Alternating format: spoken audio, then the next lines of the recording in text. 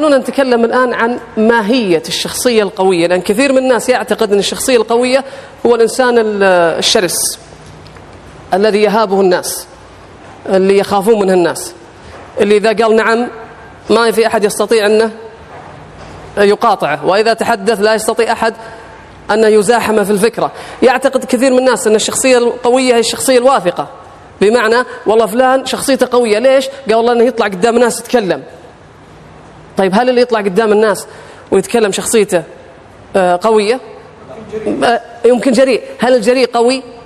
هل الجريء شخصية قوية؟ وما إلى ذلك. خلونا نشوف ما تعريف الشخصية القوية علشان نحرر المصطلحات ونتعلم مع بعض إن شاء الله بإذن الله تعالى.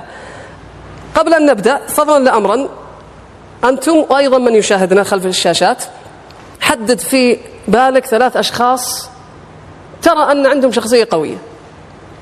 حط في بالك 3 أشخاص علشان نشوف المعايير بعدين هل هي تنطبق على مفهومك السابق ولا لا. 3 أشخاص حط في بالك من الناس اللي أنت عشت معهم أو بينهم أو عليهم، وانظر 3 أشخاص. خلونا نبدأ في تعريف الشخصية القوية. الشخصية القوية يا كرام عبارة عن التالي. أولا، الشخصية القوية شخصية عندها شيء اسمه تقدير الذات. تقدير الذات.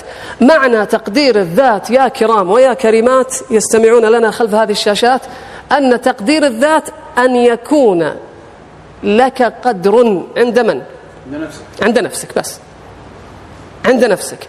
تقدير الذات، ولو تلاحظ الرسمة أنها جاءت في الأسفل، هي ما قيمتك عند نفسك، ما قيمتي أنا عند نفسي، بغض النظر لي جمهور ولا ما لي جمهور، بغض النظر يحبوني ولا ما يحبوني، بغض النظر عندي إنجازات ولا ما عندي إنجازات. الإنسان اللي يربط قيمته بالإنجازات إنسان لا يقدر ذاته. لماذا؟ لأنني هل أنا ما أملك؟ سؤال.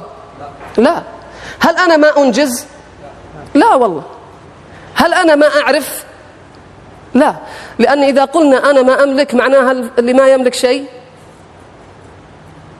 لا يساوي شيء، وأن الفاشل أيضا لا يساوي شيء، ليس بالضرورة.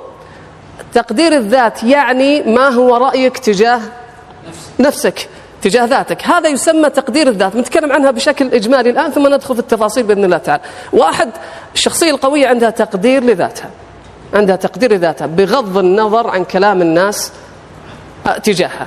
هي متعلقة، لمن أراد أن يختصرها اختصارا غير مخل، هي متعلقة بالآراء.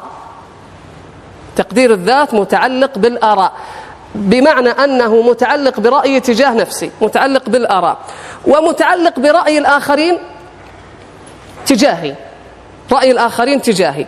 فإن كان دافعا حمسني وحفزني، وإن كان غير ذلك كيف أتعامل معه؟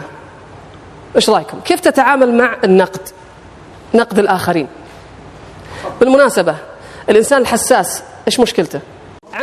عنده انخفاض في تقدير الذات، انخفاض في تقدير الذات، هذا عنده انخفاض. أعطيك مثال. هب أنك أنت بطل في الملاكمة مثلا، وجاك واحد طفل وقال لك أنا أقدر أكفخك وأنا أقدر أجلدك وآخر عني، هل هذا يستفزك؟ لا. ليش ما يستفزك؟ لأنك تشعر يقينا من الداخل أنني قوي، وأن هذا الكلام صحيح ولا غير صحيح؟ أنا غير صحيح. متى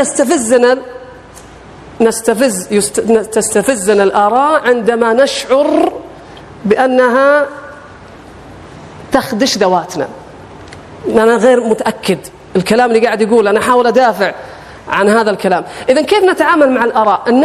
الناس يريدون أن يكمموا أفواه الآخرين، ما يبغى حد يتكلم عليه، ما يبغى. فايش يسوي؟ يلبس أحسن ملابس عشان إيش؟ عشان ما حد إيش؟ ينتقده، بل يختار المحتوى. خلونا نقول وضعكم الآن، أختار المحتوى الذي يريده الناس وليس الذي أريده أنا ومبادئي وقيمي وتوجهي. ليش؟ عشان الناس. أبدأ ألبس عشان الناس، أتكلم عشان الناس، أقتني بعض الأدوات والممتلكات من أجل الناس. أنا يا كرام وأنت لا نستطيع أبدا أن نكمم ونسكت أفواه الناس، لكنني أستطيع أن أغلق أذناي عن الاستماع لهم. أيها الكرام، الناس في نقدهم لنا لم يسلم منهم البعيد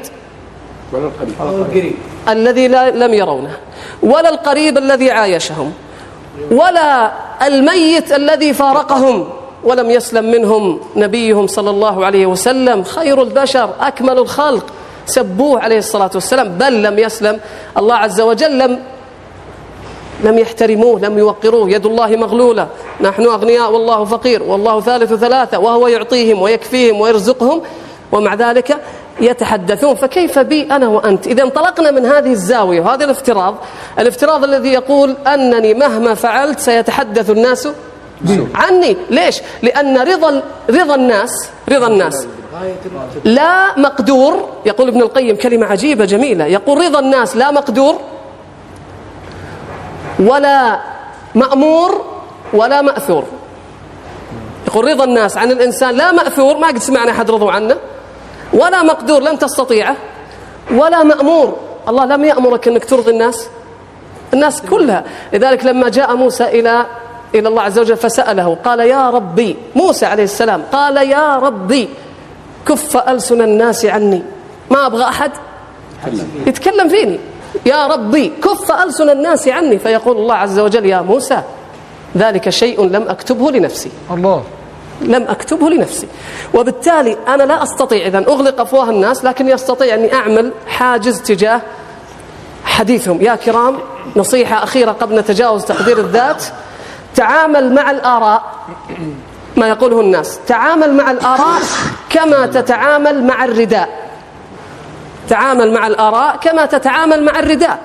إن أعجبك وناسبك وزينك وإلا اترك فاخلعه، ما عليك منه. إذا ناسبك ونفعك وجملك وإلا فاخلعه. لست ملزما أن يكون رأي الناس فيك حقيقة، لست ملزما. أبشر إن شاء الله، بس أنهي جزئية أخذ أسئلة عن كل جزئية. لست ملزما أن يكون رأي الناس فيك حقيقة.